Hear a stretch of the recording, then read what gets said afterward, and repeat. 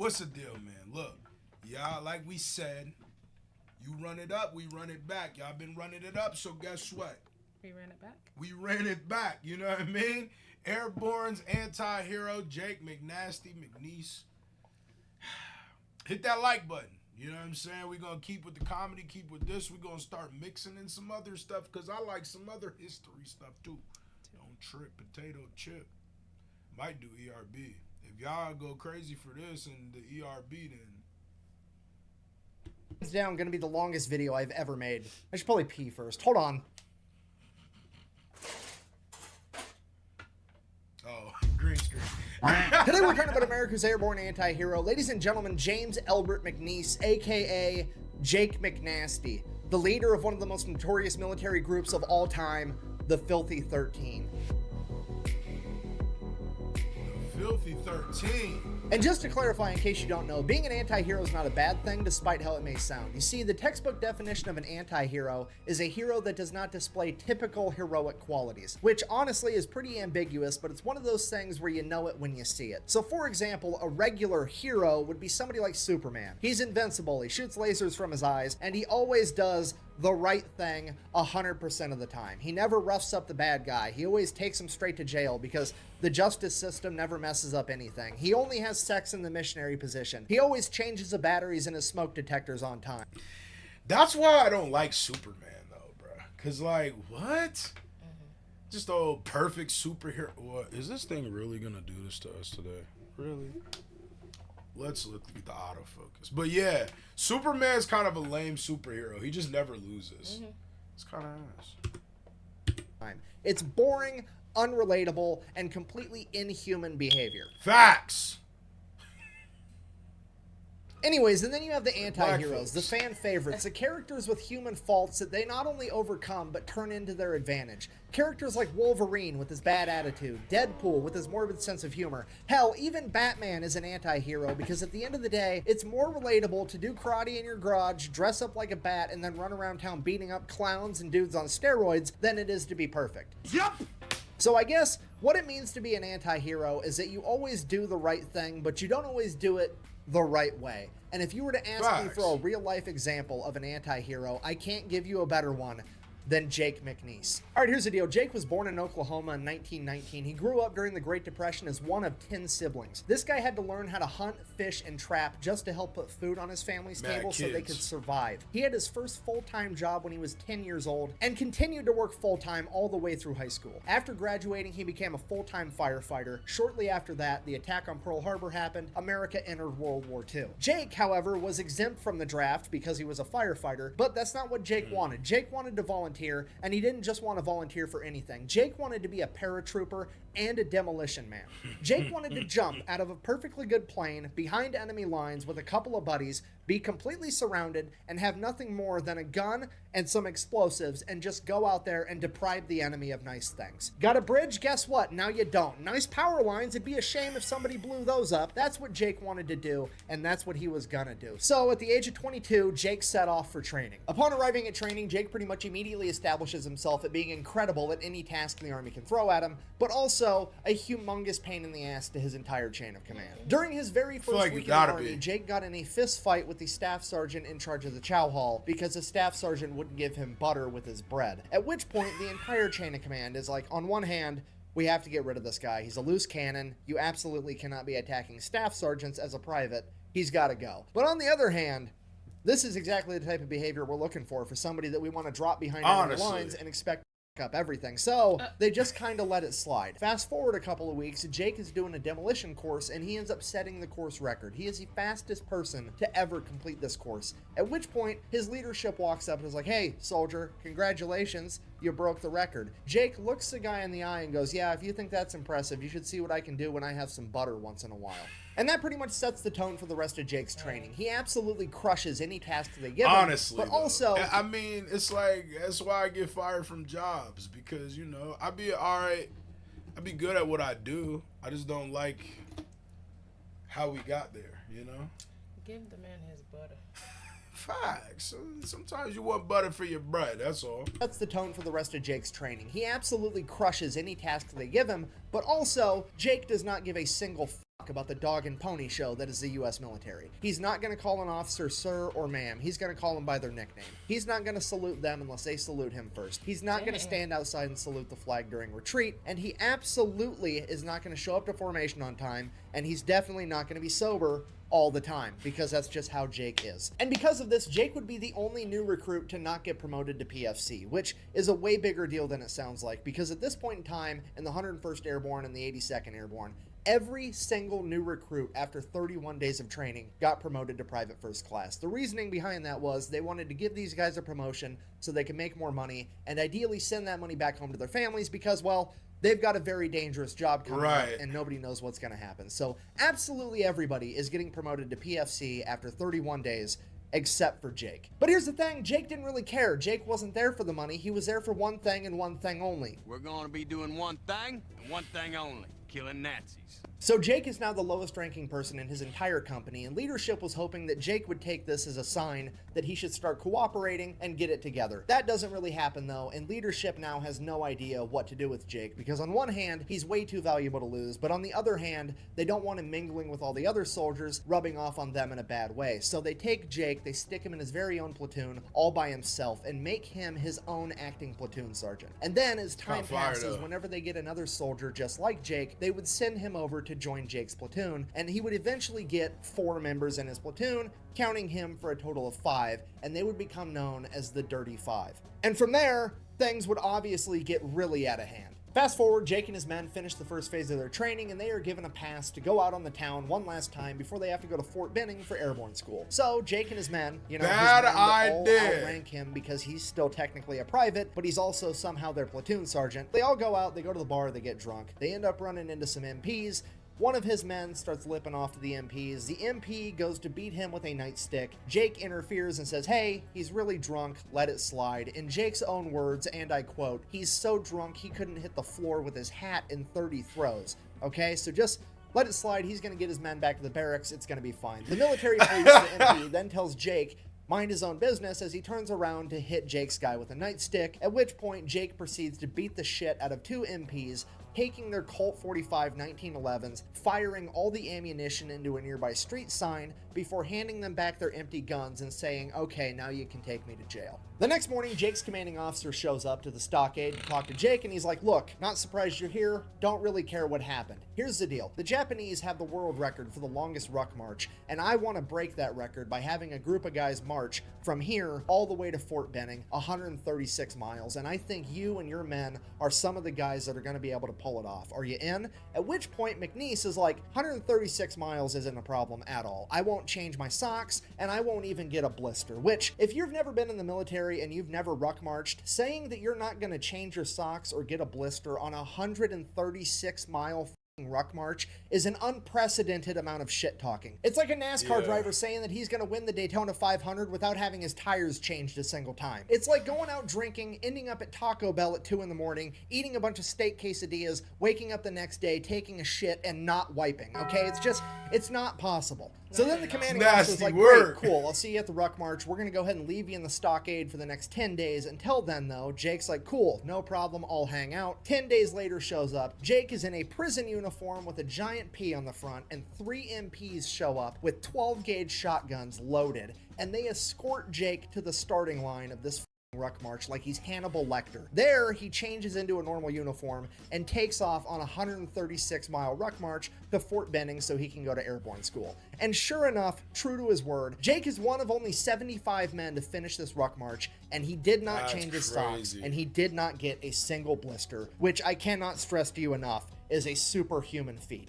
So Jake and his men go on to do airborne training, absolutely no problem, nothing really of note happens here except for the fact that Jake is still a private and has still not been promoted in any way. After completing airborne training, Jake and his men are going to go to Camp McCall, North Carolina, where they are to receive expert saboteur training. They'll be receiving extra training in demolitions, they'll be receiving training in how to drive tanks, how to drive bulldozers, how to drive excavators, how to drive trains, pretty much anything and everything they could teach these guys to be able to wreak havoc on enemy infrastructure is what they're learning in Camp McCall, North Carolina. Jake and his men continue to do what they do. They wreck every task that they're given. It goes perfect. Jake and his men are now about to go to England, at which point they are given one last pass to go out on the town one last time before they ship off. So Jake and his men go out drinking, somehow or another, they end up at this little tiny diner neighboring a train yard, at which point one of the trains pulls up, stops, walks across all the other tracks, and the conductors go in and they start eating at this diner. Jake is super drunk and he's like, I don't want to walk back to the base. I'm stealing that train. And that's exactly what he does because the... My boy got a... It seemed like when he drinks... Huh? When he drinks, he gets into things, you know? He got to chill on the drinking, my boy. He got to relax. Like, I don't want to walk back to the base. I'm stealing that train. And that's exactly what he does because the army just taught him how to drive trains. So Jake proceeds to steal a train and drive it all the way back to just outside of Camp McCall, where he abandons the train, goes in, and goes to bed. But everybody knows Jake did it. Nobody's turning him in, so Jake gets away with it. Uber. Again, and now Jake and his men are off to England. So Jake and his men arrive in England. At this point, Jake has 13 men in his platoon, including himself, and they all come to the same exact conclusion. English food fucking sucks, which is on par with every opinion of it I've ever heard, which seems weird to me because it's a country that took over most of the known world for the sake of trading spices, and apparently nobody... Oh, here we go. Beans for breakfast, man. Why they be beans for breakfasting? Why they be crumpets and beans for breakfasting, you know? I mean, don't knock it until you try it. I'm not putting milk in my tea the same way I eat beans for breakfast, you heard? Maybe you don't eat those two together, though. Or, like, have them together. Baked beans for breakfast is insane. But milk in your tea is cool. because it's a country that took over most Nah. of the known world for the sake of trading spices, and apparently nobody came to the conclusion that, hey, maybe you should put some on the food, but whatever. Because the food sucks, Jake decides, hey, I'm a master at hunting and fishing and all this other stuff. I'm just gonna kill enough animals to feed my entire platoon by myself. And that's exactly what he does. amazing. The only difference is he has military-grade equipment to do it. Jake is going out in the woods at night with a spotlight and an M1 Grand, and as soon as a set of eyes looks at him, it's getting blown to smithereens. Jake has his men going out fishing with explosives, okay? They are eating everything. Couple of problems with that. One, there's strict water rationing going on. The soldiers are only allowed to have one shower a week, is how little water they have Oh, to spare. nah. So all 13 of his men come together and they decide, hey, we're just not going to take showers and we're going to use all of our water rations to clean and cook all of this game that we're killing. And because now they started stinking, they would all become known as the Filthy 13. The other problem with that was apparently all of the game was technically the property of the king, and the only people that were allowed to hunt it were the lords and ladies of the land, which definitely was not Jake McNiece and the Filthy 13. So Sir Ernest Wells ends up figuring out what Jake's been doing. He gets super pissed, ends up suing the government for like $10,000 for all the animals that Jake and the Filthy 13 ate. The entire unit gets in a bunch of trouble, and Jake's kind of just like, meh.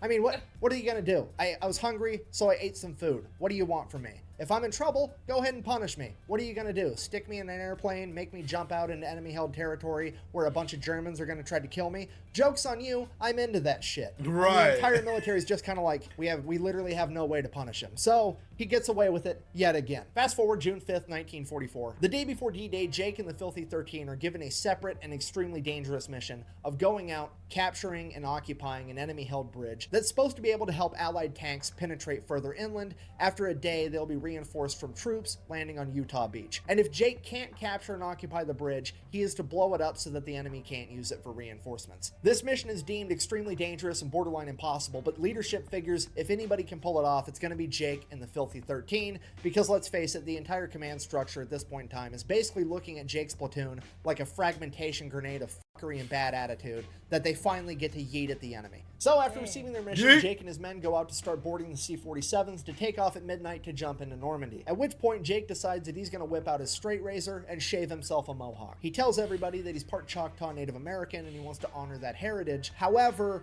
in reality, while he was part Choctaw, he had heard that Germany had a lice epidemic and wanted to go there with as little hair as possible. Regardless, his men followed suit and all shaved mohawks. They then began donning black face paint, at which point Jake is like, this is cool, but we can make it cooler. So he goes over to the C-47 that had a fresh white stripe painted down the side of it to identify friend from foe, and the paint was still wet. So he runs his fingers through the paint, and goes around painting all of his men's face with white face paint as well. Unbeknownst to Jake and the Filthy 13, there were camera crews there taking pictures and recording them, and they would actually end up going viral, and the entire nation would be captivated by the unique and dangerous look of these men as they prepared to jump into enemy-held territory. So much so that it would actually inspire a movie to be made known as The Dirty Dozen, and Jake and his men would be none the wiser to any of it until after World War II. June 6, 1944, Jake, the Filthy 13, and 18,000 other paratroopers take off in C-47s as they prepare to jump behind enemy lines before the amphibious invasion at D-Day. About 20 miles from the targeted drop zone, Jake's plane gets hit with enemy flak fire and is losing altitude, and they have to bail out early. Moments after McNiece jumps out of the plane, the entire plane explodes, killing some of the Filthy 13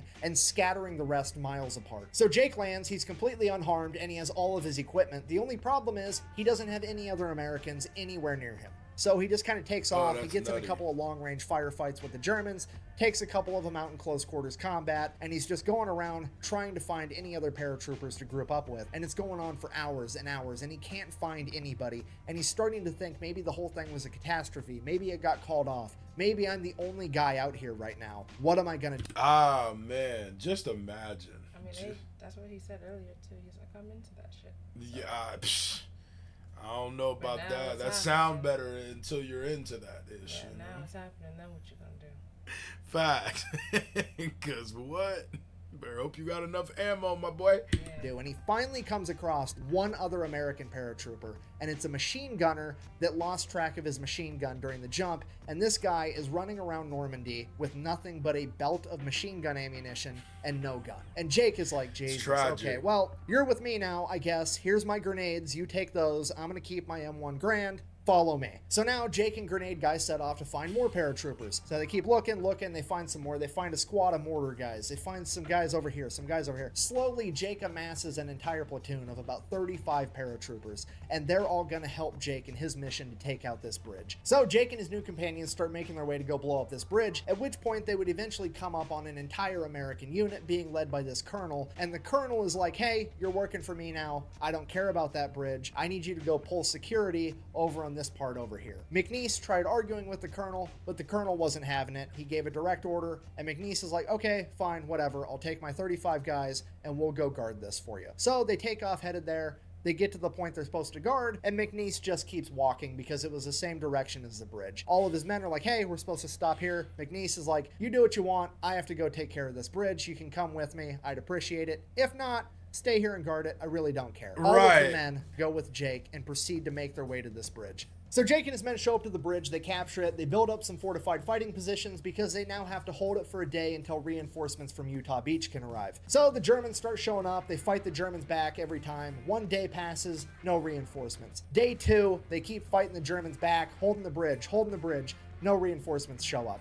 Day 3, the Germans are now on the other end of the bridge with Jake and his men over here, and it is just no man's land in between on the actual bridge. When suddenly, an entire squadron of P-51 Mustangs comes up and blows up the entire bridge, because apparently the American leadership determined there's no way Jake was going to be successful in his mission, so they blew up the bridge anyways. Thankfully, Jake and his men would make it out okay. None of them were harmed in the blast from the P-51. Now, at this point, Jake decides, hey, we're going to continue to hold our position here, because if anybody is going to try to cross this ravine, they're going to do it right here where the bridge used to be. And sure enough, an entire German infantry battalion shows up on the other side of where this bridge was. At this point, the German officers make their way through the ravine and up to Jake under a white flag where they're like, hey, go ahead and surrender. We've got 700 men. You've got 35. It's going to be a bloodbath. Just call it a day. Jake, being Jake, is like, no, but you're welcome to surrender to me. The German officer, thoroughly annoyed, is like, what are you doing in that mohawked head of yours? I have 700 men. You need to surrender or I'm going to kill all of you. At which point, I'm paraphrasing here, but I would assume Jake said something along the lines of, yeah, you've got 700 men, but you're going that way and the battlefield is that way, which tells me that all my buddies showed up on Utah Beach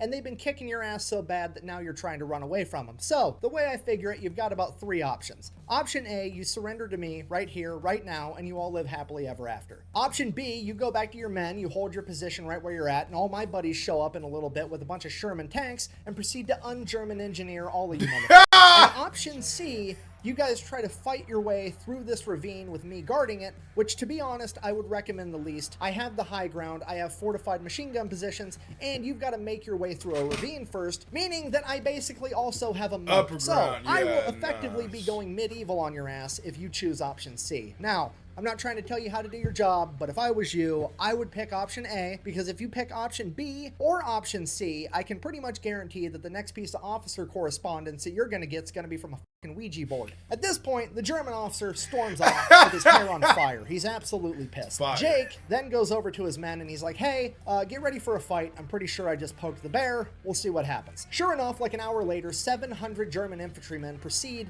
to take off and attempt to bum rush Jake and his men in their fortified fighting positions. Now, I don't know what you know about military tactics, but generally speaking, it is a terrible idea to run face first into machine gun fire. It's also a terrible idea to try to fight the enemy when they have the high ground. If you don't believe me, ask Anakin.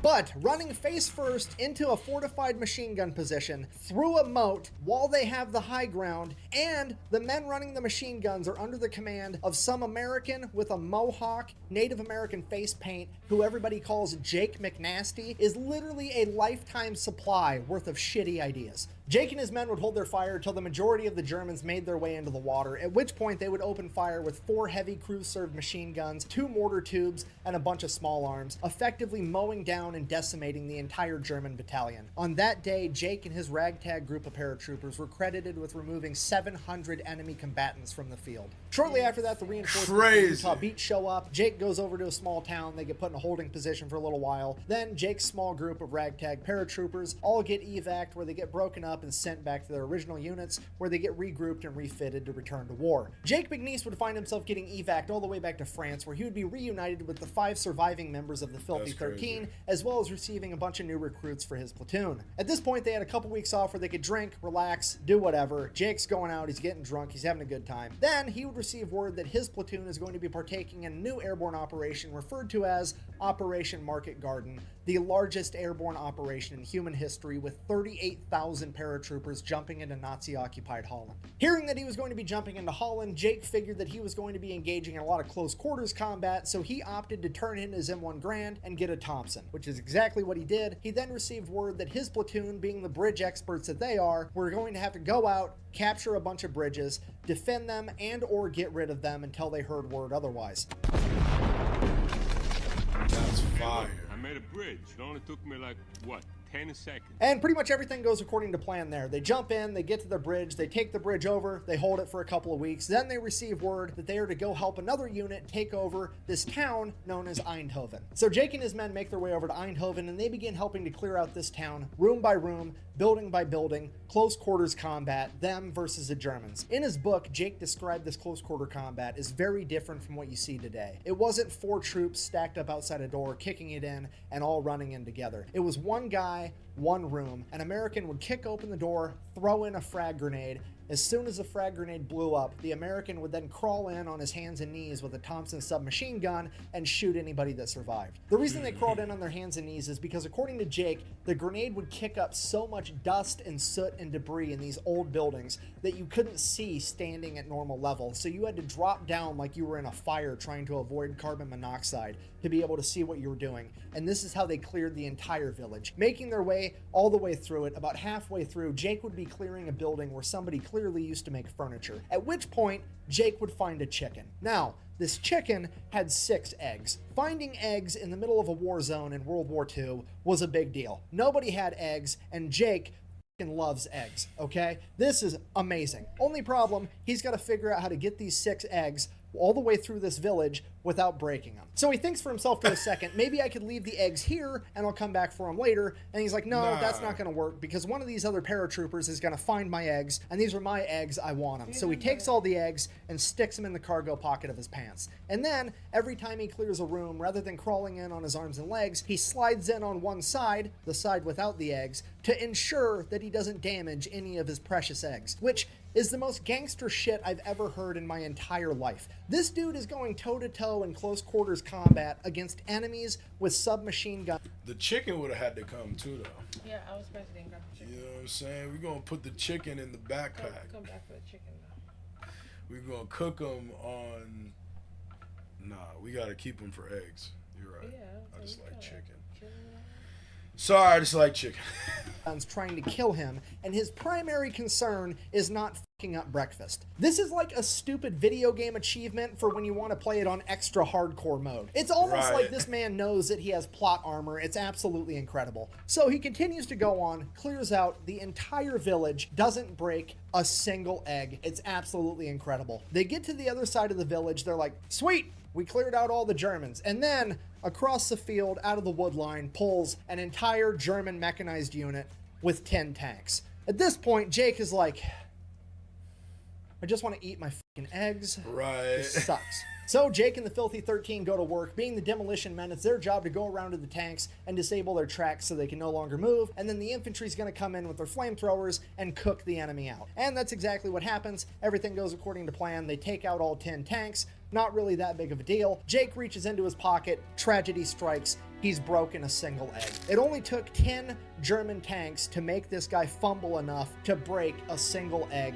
and he got to enjoy 5 eggs for dinner that night. Jake and his men would then adopt a holding position where they would chill out for a little bit, hold their position until they got evac'd again for yet another huge mission where Jake and his men would find themselves back in France for a second time. So Jake and his men find themselves at an army base right outside of Reims, France. Obviously, Jake and his men want to go drink in town, have a good time, see if they can find some women, you know, what have you. The only problem is, apparently the 82nd Airborne was there last month, and the 82nd Airborne caused such an issue in town that the military had to bring in a special group of MPs to get the 82nd Airborne under control, and now all paratroopers have been effectively banned from town. I mean, to be fair, that's pretty on brand for the 82nd Airborne. Bunch of rowdy dudes. If you don't know, that's their logo. On paper, AA stands for All American, but everybody knows that it actually stands for Athletic Alcoholics. Now, Jake, wanting to drink anyways, comes up with a plan. He's got to hook up with a distillery all the way over in Paris, which is like a 2-day trip away. So, Jake gets a 72-hour pass, starts leaving to go to Paris. His commanding officer stops him and is like, Jake, what are you doing? I'm going to Paris to get some booze for the boys. Jake, Paris is 2 days away. Do you really think that you're going to be able to take 2 days to travel to Paris, go on a week-long bender, and then travel 2 days back all in 72 hours? At which point, Jake looks at the officer and says, and I quote, I don't know. I wouldn't be willing to bet on it, but I'm willing to try. At which point the officer kind of just rolls his eyes and is like, is there anything I can do to stop you? Jake, not really. So the officer just lets him go because he realizes that Jake's going no matter what. It's just a matter of if he wants to get his ass beat over it or not. So Jake makes his way to Paris, goes on a couple-day bender, gets a bunch of booze for the boys, heads back to base. He finally gets back. He's been AWOL for 5 days. They immediately throw him in the stockade for abandoning his post, at which point his command comes up to him and is like, Jake, we've been talking. We really want you to volunteer for Pathfinder School. At which point, Jake kind of has a little bit of a panic attack and he's like, they're trying to kill me. Like, they're actively trying to kill me. You see, if you don't know what a Pathfinder is, they're basically paratroopers, but they go out hours or a day before the big, huge paratrooper operation, and they jump beforehand, and then they figure out the best spots to drop all the other paratroopers and radio it back to base so they know where to put everybody. This job during World War II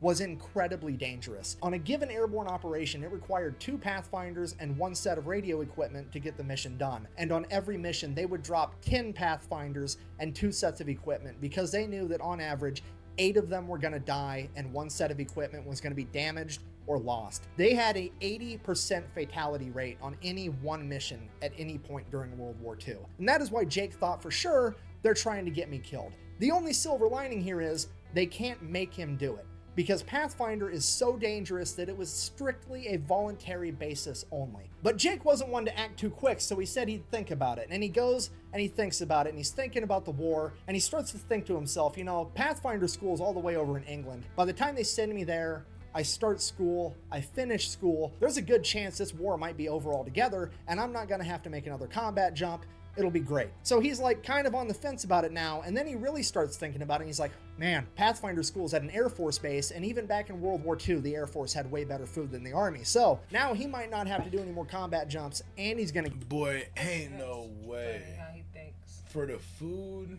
Hey, that's... Man. He's surviving his way through all of this, too. It's true. Guess you gotta eat good when you're risking your life.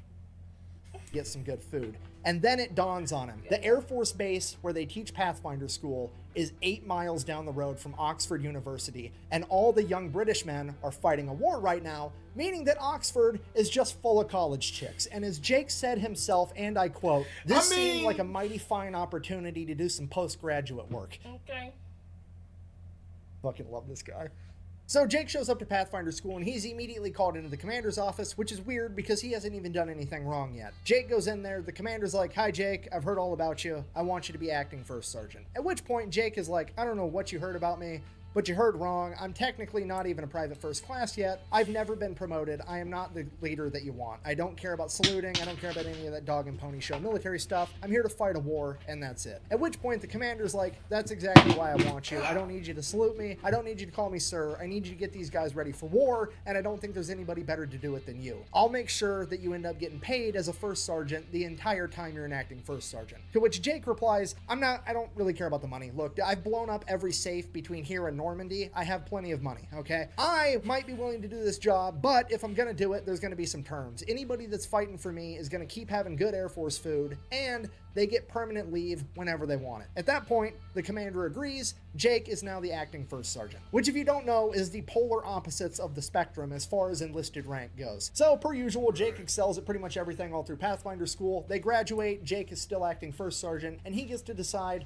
which person is in which platoon. So naturally, Jake does what anybody would do, and he builds a dream team of the 20 best Pathfinders out of all 400 and puts himself with that platoon. Now at this point, it's really looking like Jake might never have to go out on a mission as a Pathfinder because the war is really dwindling down at this point. Then, December 16th, 1944, the Germans would launch a last-ditch effort counteroffensive to try to fight Allied forces. This would be known as the Battle of the Bulge, where they would cut off the 100...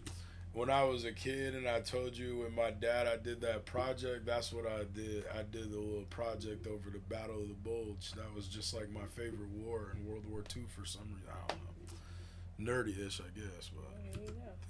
try to fight Allied forces. This would be known as the Battle of the Bulge, where they would cut off the 101st Airborne, Jake's old division, inside the town of Bastogne, completely surround them, and the 101st Airborne is now stuck in this city. They are running out of ammunition, they're running out of food, and they're running out of gas, and if they end up surrendering, it could turn the entire tide of World War II. So, all they need is they need somebody to be able to parachute in, get in town, and be able to call in resupply drops to let the 101st Airborne have a fighting chance to be able to hold off the Germans long enough for Patton to show up with his army of 350,000 men. So, you've got a crazy mission, somebody needs to save the day, you're calling upon Jake and his dream team. There hasn't been a single radio transmission to come out of the 101st Airborne in over 2 days. Despite that, Jake and his dream team are going to jump in anyways. They have to be able to hit a 2-mile diameter landing zone while jumping out of a plane that's traveling 160 miles an hour, utilizing parachutes that they can't steer. This mission is seemingly impossible, but here they go. They jump out of the planes, they hit the landing zone perfectly. One man, unfortunately, does die, but that is a 5% fatality rate compared to the average of 80. Jake and his men then immediately get to work setting up their equipment in opposite sides of town, and after one guy calls in one resupply, he picks up his stuff, moves to a different location, then this guy calls in his resupply, picks up, moves to a different location, and they bounce the signal back and forth on opposite sides of town all day, sending signals for resupply. They do this because they know the Germans can triangulate their radio equipment and don't want them to start utilizing artillery to take them out. Within the first 24 hours of Jake and his men landing, they called in 247 C-47s for resupply drops. On the second day, they were able to call in 160. On the third day, they were able to call in 140. On the fourth day, they were able to call in 269. And on the fifth day, they were able to call in 129. Jake and his men have single-handedly provided the 101st Airborne Division with enough resupply to be able to stave off the Germans, to give Patton enough time to show up with his army and penetrate through the German flank, effectively ending World War II in the European theater and potentially saving the entire war as a whole. So Jake has effectively saved the day. It is now time to get out of there, get retooled, refitted, and probably never make another combat jump again because for sure the war is over this time, right? Wrong. Apparently Patton gets in some trouble, needs some hotshot Pathfinders to jump into Prim, Germany,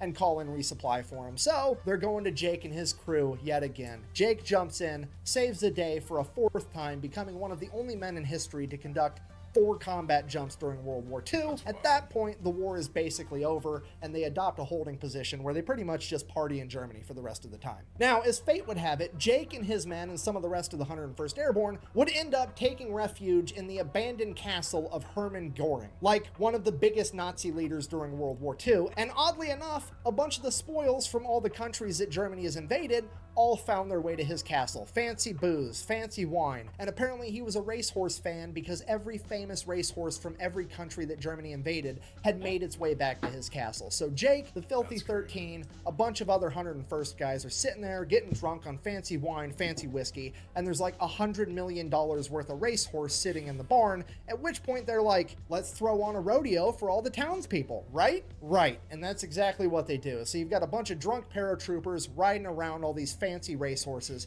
It's a great time. And then my personal favorite part of this entire story, while out at the rodeo, Jake would meet an attractive young lady by the name of Amelia. And Jake and Amelia would immediately hit it off and start doing some postgraduate work. I mean dating. Oh, don't worry, it gets better. As it would turn out, Amelia's father is the leader of the local chapter of Hitler's Youth, which is just the absolute cherry on top to this entire story. How's the saying go? Screw you and the horse you rode in on. Jake's like, nah, I'm gonna raid your liquor cabinet, steal your horse, ride in on it, and then bang your daughter. This is the best possible ending to this man's epic saga in World War II that anybody could even come up with, and it happened in real life. Just to recap, Jake jumps into D-Day, wrecks house. Then jumps into Holland, wrecks house, and then eats some eggs about it. Then he pretty much single-handedly turned the tide of the Battle of the Bulge, and then he proceeds to find the closest thing he can to a Nazi princess and show her that inches are in fact better than centimeters. Shortly after that, Jake would get sent back home to America, where they would then reroute him to Arkansas so that he could see a plastic surgeon about getting his ear repaired because it had gotten mangled during one of his exploits. While in Arkansas, he would have a run-in with the military police, get in a fight with them, get thrown in the stockade yet again. Before being released,